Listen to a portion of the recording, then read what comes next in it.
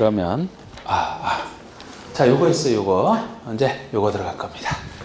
국민 입장에서는 요거 자, 의미가 있는 114쪽에 114쪽에 3번 보세요. 3번 개발행위 허가 제한입니다.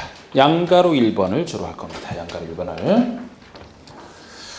하여튼 요건 국민에 대한 권익 침해이기 때문에 허가 제한 사유 5가지 사유와 제한 기간을 엄격하게 해석을 하셔야 되는 이 제한 사유와 제한 기간이 있을 때만 가능합니다.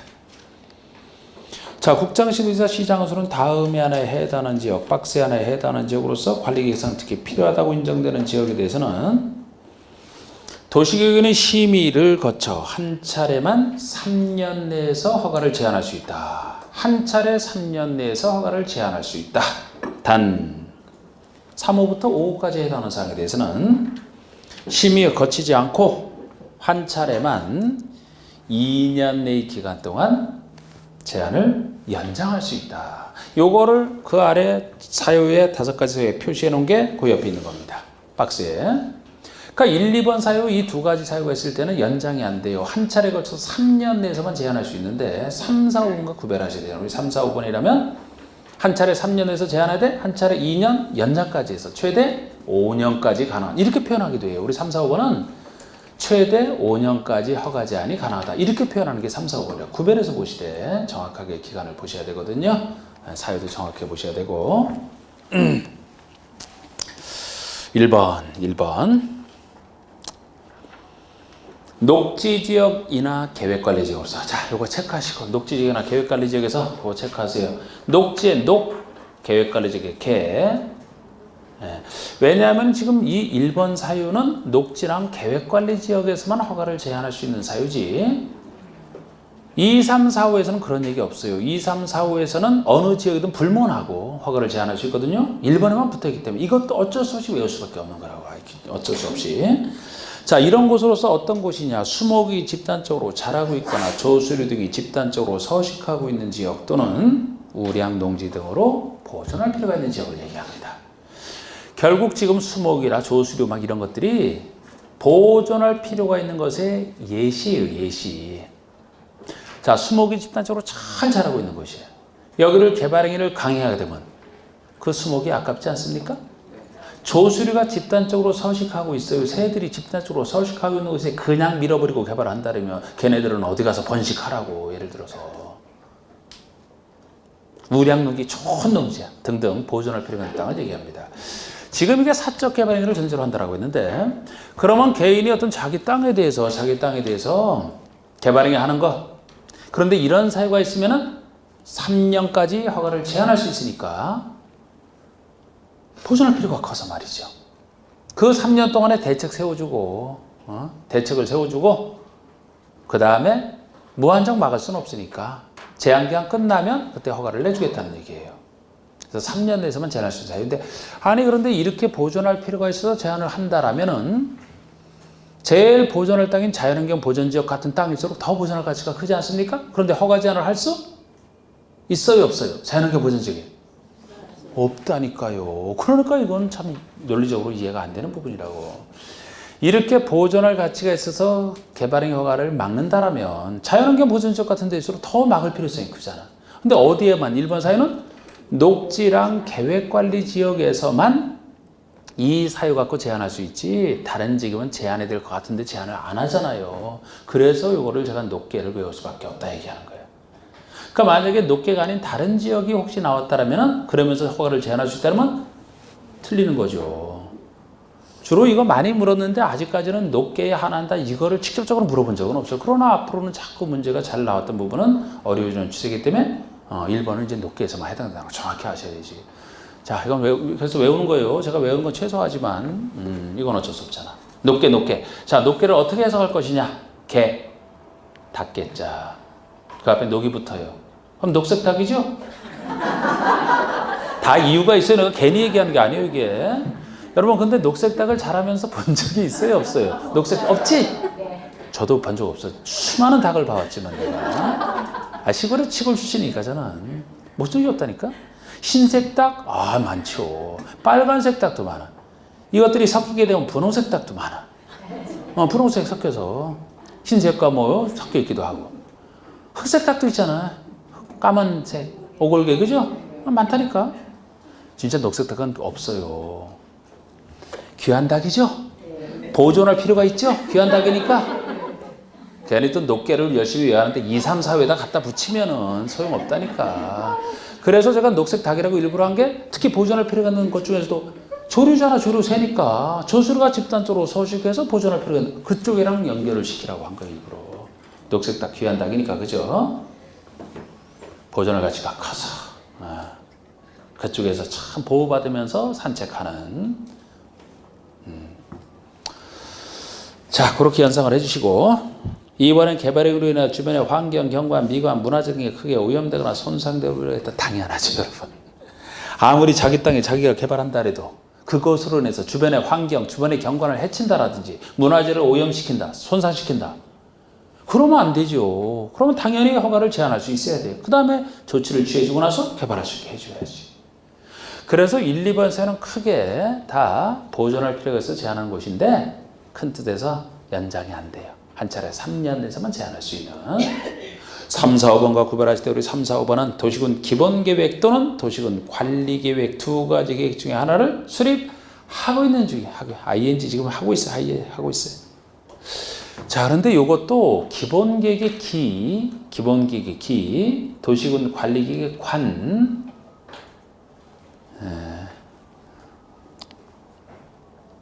체크하시고, 기관 체크하세요. 광역도시계획은 세 가지 계획 중에 없잖아요, 여기는. 그래서 기본계획이나 관리계획 두 가지 계획을 수립하고 있는 지역 나오면 이거 생각하시라고. 이렇게 하고 있는 지역으로서. 두 계획이 결정될 경우에 용도지역지구 구역의 변경이 예상되고 그에 따라 허가 기준이 크게 달라질 것으로 예상되는 지역 허가 제한이 가능합니다. 그러니까 3, 4, 5번은 크게 이제 정책적인 목적 달성을 위해서 하는 단순 보존이 아니고 그래서 하는 건데 용도지역지구 구역의 변경과 관련이 있어요. 그러면 기본적으로 지역 변경은 관리계획 내용이니까 관리계획을 현재 수립 중인 거야 지금. 나중에 바꾸려고. 기본계획도 넓게 보면 여기까지 들어가요.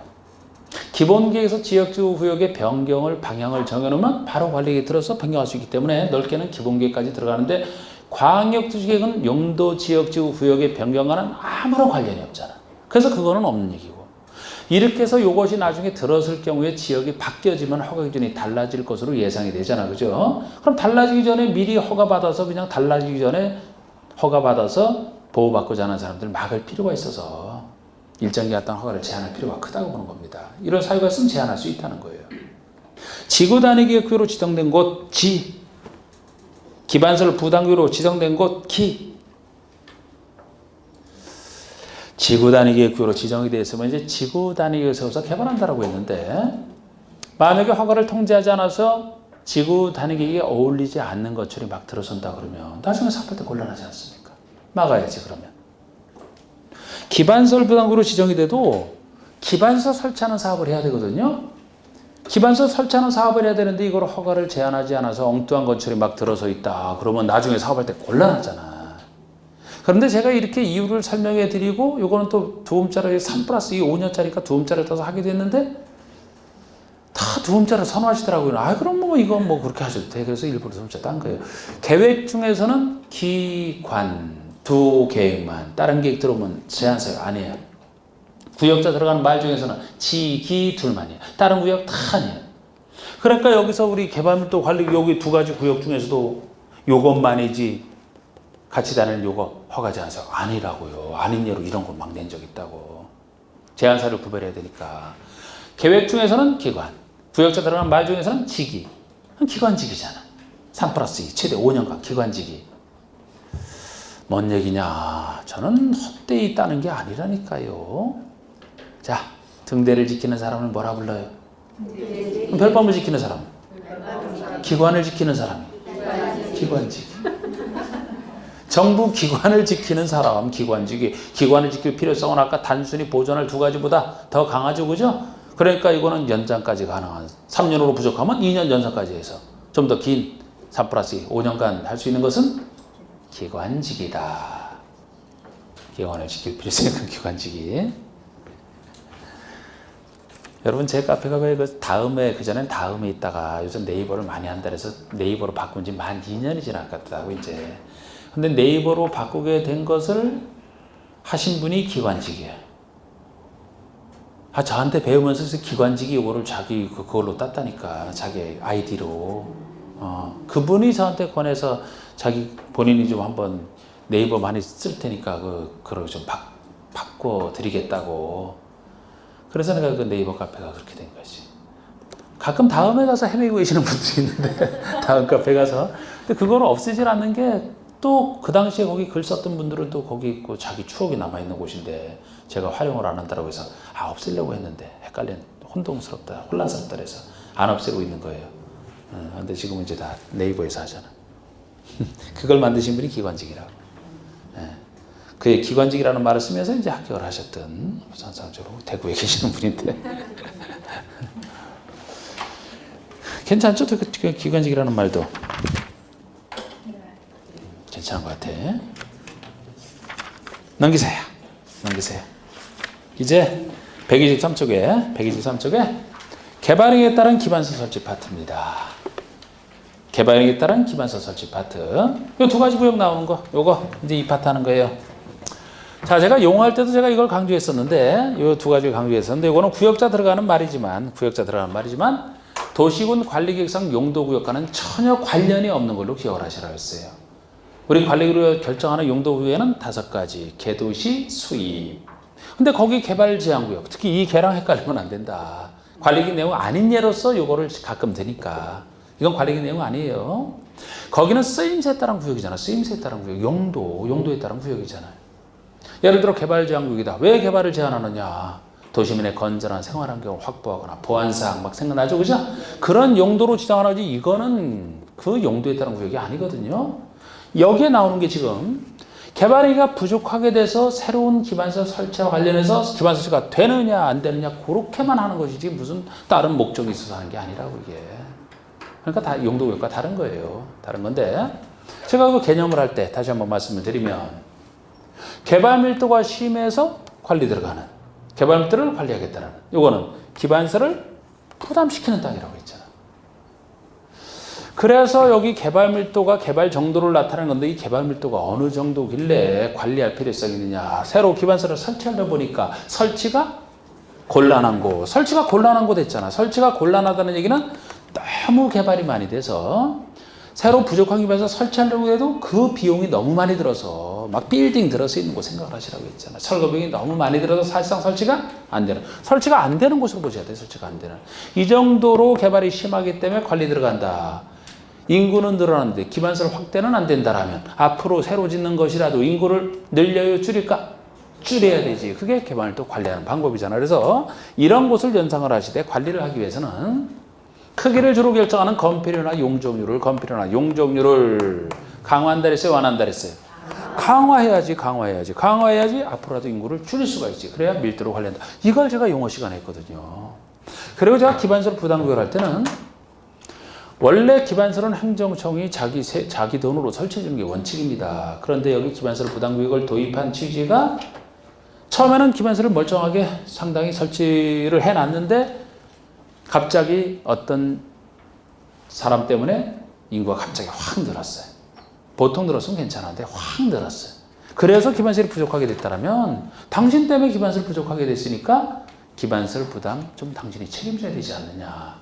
그래서 일반 국민에게 기반서를 부담시키려고 지정한 땅이 기반설 부담구역이에요. 그럼 이곳에서 이제 기반설 부담구역에서는 기반서 설치는 가능한데 그 자기에 부담시키는 곳이라 이곳만 아니면 된다 그랬어요. 여기 설치가 안 되는 곳이잖아. 그래서 여기는 개발밀도 관리구역 외의 지역 중에서 지정을 해야 되는데 이곳에서 기반설 지정이 되면은 이게 지정이 되면 기반서 설치하는 사업을 하는데 그 들어가는 돈이 기반서 설치 비용이라 그랬잖아. 그래서 기반서 설치 비용은 말 그대로 설치 비용인데 이거를 누가 낼 것이냐. 그 정도만 용어에서 파악을 했었죠. 직접 인구를 늘어나게 만든 행위. 우리 배웠던 수많은 개발 행위 중에서 직접 인구를 늘어나게 한. 직접 인구가 늘어난 것 때문에 기반설이 부족하게 됐으니까. 어떤 행위라 했어요? 건축을 해. 신축 증축만. 새로 신축되는 것만큼 그 건물을 이용할 사람이 생기니까 증축되는 것만큼 기존보다 인구가 늘어났으니까 개축, 재축은 종전법이 내니까 인구들하고 없다고요. 다른 개발이 마찬가지고. 뭐 형질 변경한다고 당장 인구가 늘어납니까? 거기다 건물 지어야 늘어나지. 다른 것도 다 아니에요.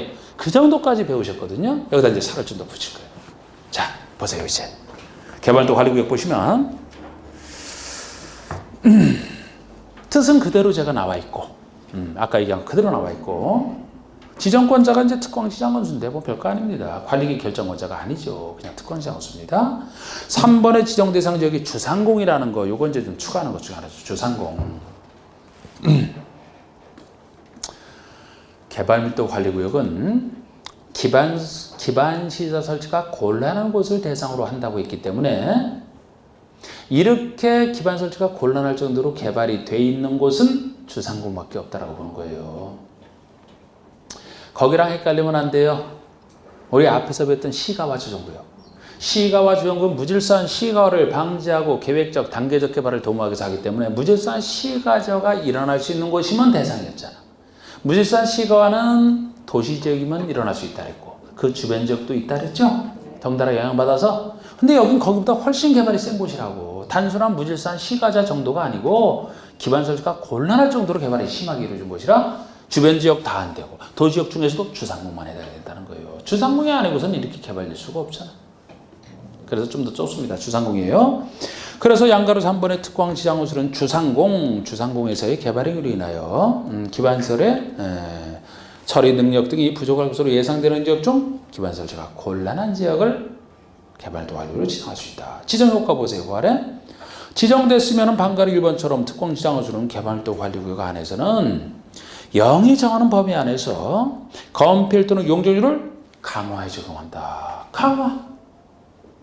그래서 건폐율을 강화한다. 맞습니다. 완화는 틀리고 건폐율을 강화하는데 구체적으로 얼마나 강화하는지는 대통령령이 정하는 바에 따라 0에다 위임을 해놨잖아요. 그럼 0에서는 거기에 따라서 정하면 법범위 내에서 정하면 되는데 0의 내용이 그 아래 방가로 2번. 해당 용도지역에 적용되는 용적률 최대 한도의 50%를 말한다. 용적률 최대한데 50%를 말한다는 거예요. 그러면 건폐율은 아니죠? 0에서는 용적률만 기존 한도의 50%까지 강화한다라고 정해져 있어요. 이걸 건폐율이라고 틀려요. 현재니까 건폐율은 손대지 않고 있어요. 용적률만 50% 강화합니다. 그러니까 이거를 말이죠. 우리 지문에 나왔을 때 개발밀도 관리구역에서는 건폐율이나 용적률을 강화하여 적용한다. OX. 오, 1번 내용이잖아. 1번 내용. 제가 건폐율을 강화한다. 법의 내용이잖아. 그거는. 건폐율을 강화한다 분명히 나와 있죠? 그러니까 5가 돼요. 이번에는 개발밀도 관리구역에서는 건폐율이나 용적률을 50% 강화해 적용한다. 그러면 X. 그건 X지. 50%라는 얘기 나오면 이거는 0의 구체적 내용이거든요. 0에서는 건폐율 손대지 않아. 그러니까 0을 물어보는지 법을 물어보는지 얘기가 달라질 수 있다고요. 법에서는 분명히 0에 따라 건폐율을 강화한다 돼 있죠? 맞는 얘기야 그거는. 근데 50% 얘기 안 하면 그건 0의 내용이 되니까 0에서는 50% 얘기 안 하면 그때는 용적률만 50% 강화하지 건폐율은 강화하는 게 없잖아. 손대는 게 없다고. 구별해서 보시라고요. 그러니까 50%한 숫자가 나오면 그건 용적률만이라고요. 용적률만. 근데 차라리 건폐율 손대면서 용적률을 좀 깎아주는 것도 괜찮은데 이 용적률 50%가 더 심한 거예요. 예를 들어 뭐 상업지역인데 뭐 한 1000% 용적률 1000% 되는 그 상업지역에 개발도 관리구역을 지정했다. 그러면 1000%짜리가 최대 얼마까지 낮춰지는 거예요? 500%. 가격이 반으로 떨어지게 돼요. 그만큼 인구도 반으로 그 건물 사용하는 인구도 반으로 줄겠지만 가격이 반 떨어져. 심각한 곳이라고 이게. 네. 진짜 본인 부동산이 가격이 한 반 정도 떨어진다면 진짜 음식 먹고 싶은 생각도 안 들 것 같은데.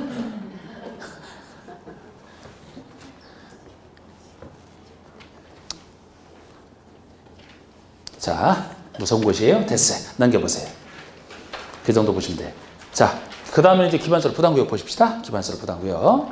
의의는 이렇게 개발도 관리구역 외의 지역을 대상으로 기반서를 부담시켜 지정한다. 그대로 나와 있고요. 자, 양가로 3번 보세요. 양가로 3번에 방가로 1번.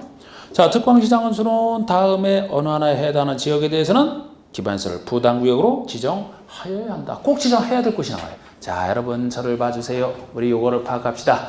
우리 기반시설 부담구역은 개발도관리구 외의 지역을 대상으로 부족한 기반시설을 설치해서 지정하는 땅이라고 하는데 어디에 지정을 해야 되는지 이걸 아셔야 돼. 자, 어떤 일로 인해서 기존의 행위 제한이 완화되는 곳이 있고 반대로 강화되는 곳이 있을 거 아닙니까? 행위 제한을 완화되는 곳에 지정해야 됩니까? 강화되는 곳에 지정해야 됩니까? 그 판단. 완화가 되면 완화되는 것만큼 인구가 늘어나고 인구가 늘어나서 기반시설이 부족하게 됐으니까 기반시설 부담구역 지정한다. 예? 그 논리. 아니 왜 이거를 지정하는데요? 기반시설이 부족해서 기반시설 설치하려고 왜 부족하게 됐는데 인구가 늘어나서. 그러면 어떤 기존의 행위 제한이 완화되면 완화되는 것만큼 인구가 늘어나겠죠? 용적률이 800%였는데 1200%로 완화됐다가 인구 50% 늘어나는 거예요. 그러면. 반대로 강화되는 곳이면 아까 우리 개발도관리구역처럼 막 강화되면 강화되는 것만큼 인구가 줄어들어요. 그럼 기존의 기반시설이 남아도는데 무슨 새로운 기반시설 설치하고 뭐 그런 이상한 행동을 합니까? 단순히 이것도 생각하고 보는 거죠. 자, 요 이해됐죠? 그죠? 기존의 행위 제한이 만약에 해제가 되면 어떨까? 엄청 더 늘어나지. 완화보다 더 늘어나지. 개발장벽이 해제됐다고 생각해 보세요. 와. 그러니까 행위 제한이 완화되거나 해제되는 것이면은 지정해야 돼. 강화되는 것이면 지정해서는 안 돼. 그 원리를 묻는 거. 이따 보시면 뭐 숫자도 있어요. 막 개발행위 허가 건수가 막 20% 이상 증가됐다. 뭐 인구 증가율이 20% 넘다. 그런 숫자 갖고 정답화 시키진 않아. 실제 나왔을 때도. 왜? 단순한 문제가 되거든. 숫자 문제가 되면 단순한 거예요. 생각하는 문제가 아니라고. 그래서 그 당시 나올 때도 숫자도 좀 이따 하긴 해요. 하는데 숫자 열심히 계산하게 하는데 정답 아니었어요. 그냥. 완화냐 강화되는 곳이라 지정해야 되느냐 안 해. 그거 구별하는 거. 자, 그거 이해됐으면 그렇게만 물어보면 단순하죠. 요걸 풀어 쓴단 말이야 이제. 과연 완화인지 강화인지를 판단할 수 있게끔. 자, 용도 지역 변경 아까 한번 예를 들어볼까요 여러분? 용도 지역 변경 가지고. 자, 우리 준주거 지역이 있었는데 이 준주거 지역을 일반 공업지역으로 지역을 변경했다 칩시다.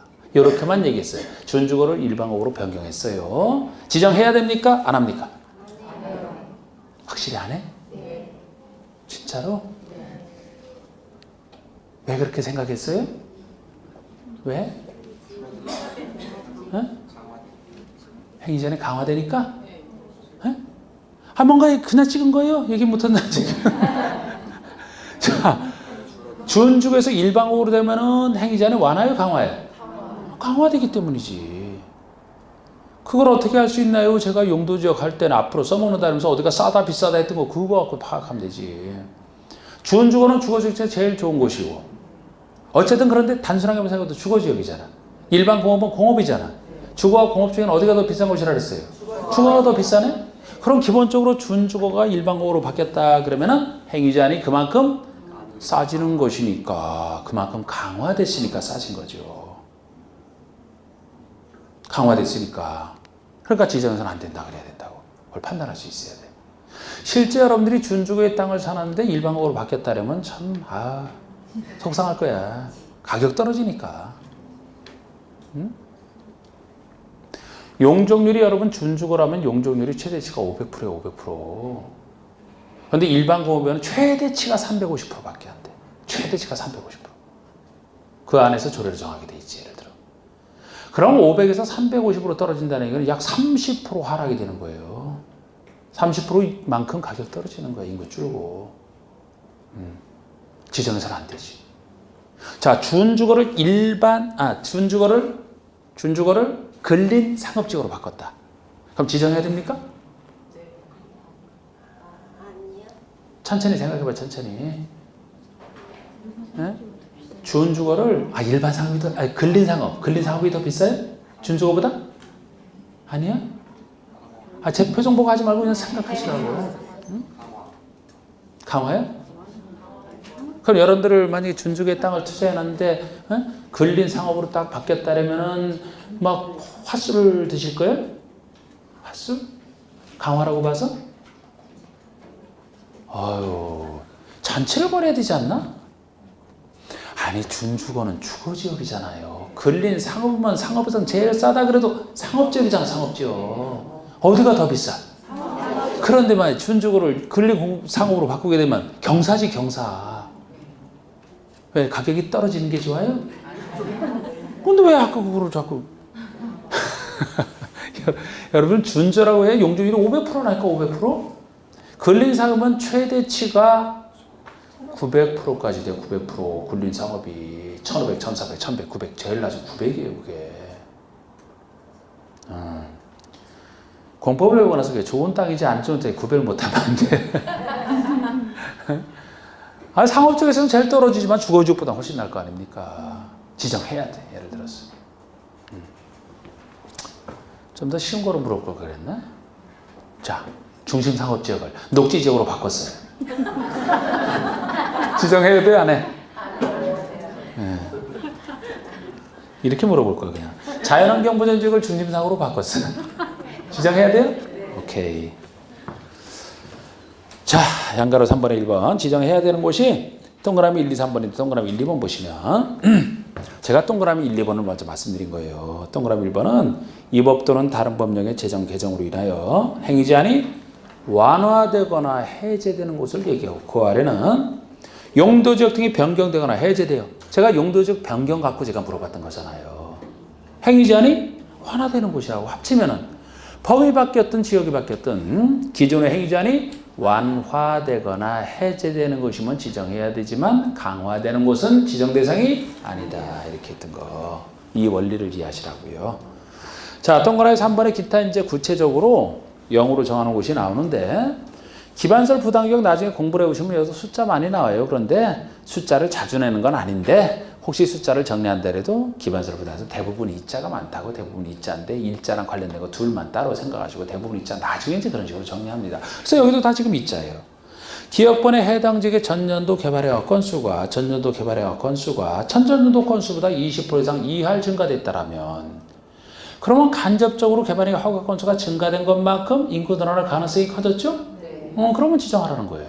그 아래 이건 직접적인 인구 증가율로 해당 지역의 전년도 인구 증가율이 그 지역에 속하는 전체 특광시군 인구 증가율과 비교해서 그보다 20% 이상 높대요. 2할 증가 20% 이상 높다. 2할이잖아. 그러면은 지정하라는 겁니다. 그만큼 인구가 늘었으니까. 뭐 알아두면 좋죠. 알아두면 좋은데 아까 내용이 좀 더 중요하다. 제가 한 겁니다. 그러면 이렇게 해서 기반시설 부담구역을 지정했다 그러면 이제 기반시설 설치계획을 수립해야 돼요. 넘겨보세요. 양가로 6번에 나옵니다. 양가로 6번에. 양가로 6번의 1번 특광시장 군수는 기반시설 부담구역이 지정되면 0이 정하는 바에 따라 기반시설 설치계획을 수립해야 된다. 설치계획 수립하고 이를 관리계획에 반영하라. 이렇게 돼 있습니다. 그러니까 여기서 나오는 게 기반시설 설치계획이에요. 기반시설 부담구역에서는 기반시설 설치하는 사업을 해야 되죠? 그냥 하지 말고 설치계획을 세워서 설치하라는 거예요. 그러니까 설치계획을 의무적으로 수립해야 되고 요것은 이제 기반시설 설치가 관리계획 내용에 들어가기 때문에 기반시설 설치계획 수립한 다음에 그 내용을 관리계획에 반영하라. 이렇게 하는 겁니다. 관리계획 내용은 아니지만 자 그리고 양가로 7번 보시면 기반시설 부담구역 지정고실로부터 1년이 될 때까지 기반시설 설치계획을 수립하라. 안 하면 그 다음날 기반시설 부담구역은 해제된 것으로 본다. 이게 대부분 입자인데 1년 예외 중에 유명한 1년이 이거예요. 기반시설 부담구역 1년짜리. 그러니까 기반시설 설치계획 수립 시기가 1년이고 이때까지 수립을 안 하면은 그 다음날 기반시설 부담구역은 해제된 것으로 본다. 자동 해제입니다. 그러니까 기반시설 부담구역 지정해놨는데 요거 행정청이 지정하고 나서 빨리 설치계획 수립해서 설치하는 사업 하라는 거예요. 안 그러면 해제해버릴 테니까 그거 싫으면 빨리 설치계획 수립해서 하라. 1년 다음날 똑같고요. 자 그러면 이렇게 되면 이제 기반시설 설치계획 세웠으니까 기반시설 설치하는 사업을 하겠죠? 거기에 들어가는 비용, 설치비용 얘기가 나오잖아. 설치비용 누가 낼 것이냐. 양가 1번 비용 부과 대상인 건축행위가 뭐냐. 단독주택 및 숙박시설 등 대통령령으로 정하는 시설 0에서는 모든 건축을 다 정해놨어요. 이러한 건축물로서 200제곱미터 기존 연면적을 포함하여 200제곱미터를 초과하는 건축물의 신축, 중축 행위로 한다. 이게 설치면 낼 사람이에요. 그러니까 우리가 용어에서는 신축과 중축하는 자만 돈 낸다고 했는데 뭐 신축, 중축 행위를 하는 자 아닌 자는 아무리 기반시설 부담구역이라도 설치비용 낼 걱정할 필요가 없어요. 신축, 중축 행위를 하는 자인데 그 중에서도 좀 더 구체적으로는 기존 연면적 포함하여 200을 넘는, 이것도 이자랑 관련돼 있잖아. 200을 넘는. 자, 우리 기반시설 부담구역 내에서 신축, 중축 행위를 하더라도 200제곱미터 이하라면 자연스러운 인구 증가로 봐서 돈 낼 걱정 안 해도 돼요. 제가 인구가 갑자기 늘어서 그 사람들 때문에 부담시킨다 했으니까 200을 넘는. 이 정도가 되어야 좀 이 사람들 때문에 이제 기반시설 갑자기 부족하게 됐다 이런 얘기를 할 수 있어서 200을 넘는 건축물의 신축, 중축을 전제로 해서 돈을 내게 한다 이렇게 보시면 돼요. 다만 이때도 기존 건축을 철거하고 신축을 한다. 그러면 기존 연면적을 초과하는 건축행위만 부과대상으로 한다. 기존 건축을 철거하고 나서 종전 범위 내에서 짓는 건 개축이고 개축은 처음부터 설치비용 낼 사람이 아니죠. 그죠? 신축이잖아. 그럼 신축이라면 기존 건축을 넘어서는 부분이 신축이잖아. 그죠? 그러면 기존 연면적은 기존의 인구를 반영하는 것이라 더 이상 대상이 아니고 초과하는 부분만 새로 인구 늘어날 부분이니까 그 부분만 부과대상으로 한다는 것도 당연하죠. 이 정도를 지금 봤습니다. 그러면 이제 이 사람들이 돈 낼 때, 자, 뭐로 내는 게 설치비용 낼 사람이 이제 낼 때 뭐로 내는 게 원칙이에요? 현금 카드 돼요? 카드? 안 돼? 카드 안 되나? 자, 카드로 내가 결제했어요. 그러면 그 결제 받은 사람은 나중에 현금이 입금 안 되는가? 나 진짜 되는지 안 되는지 궁금해서 그래. 돼요? 그럼 현금 낸 효과 나네? 직불카드 돼요? 결제하면 돈 들어가겠네? 자, 그거 돼요. 자, 이번엔 현금으로 내는 게 원칙인데 거기에 카드 포함이에요. 원칙인데 혹시 물건으로 하는 거, 물납, 토지로 하는 물납, 현금 내야 될 사람이 토지 갖고 내는 거야. 이 물납을 예외적으로 인정할 수 있을까요? 없을까요? 그거만 판단해봐. 있을까요? 없을까요? 있어요? 진짜로? 좋아요. 그거 봅시다. 어디냐?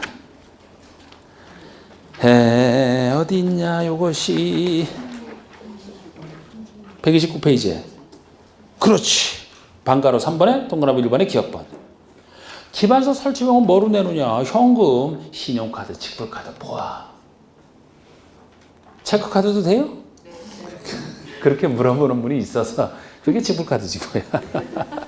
자, 현금 납부를 원칙으로 하되 부가대상 토지 및 이와 비슷한 토지라는 납부, 물납을 인정할 수 있다. 아니 그래서 이거 물납을 인정 못한다 이렇게 생각하시는 분도 있는데 인정할 수 있어야 돼요. 아니 현금을 왜 걷는 거예요? 현금 걷어갖고 편하게 그 돈 갖고 기반설 설치할 부지를 사고 거기다 이제 설치 비용을 내는 거 아닙니까? 그런데 그 부지를 사야 되는데 부지를 가진 사람이 오히려 나는 내 땅으로 내가 내겠다. 편하죠 뭐. 물납 가능합니다. 물납을 인정 안 할 이유는 없어요. 예외적으로 가능한 거예요 이게. 근데 이게 우스워 보이지만 이게 여러 번 나왔었다고 이게. 정답 지문으로. 다음 중 틀린 것을 찾아라 하면서 설치비용은 현금으로만 내야 되지 물납은 인정 안 된다. 그게 정답이지. 틀린 지문. 오히려 옳은 지문을 찾아라 하면서도 예외적으로 물납 토지라는 납부를 인정할 수 있다. 옳은 지문으로 맞는. 이게 몇 번이 나왔어 이상하게. 그래서 그거 한번 틀을 잡아드렸고 나머지 거기서 좀 더 들어갈 것은 이제 다음에 좀 더 하면 되겠죠. 이제. 자, 오늘 국계법 끝났습니다. 이걸로. 다음 주에는 제가 개발법 체계를 잡고 도시에 와서 체계를 잡고 이제 거기에 관련된 얘기 한 3분의 2 정도까지 할 겁니다. 자, 오늘 수고하셨습니다. 마치겠습니다.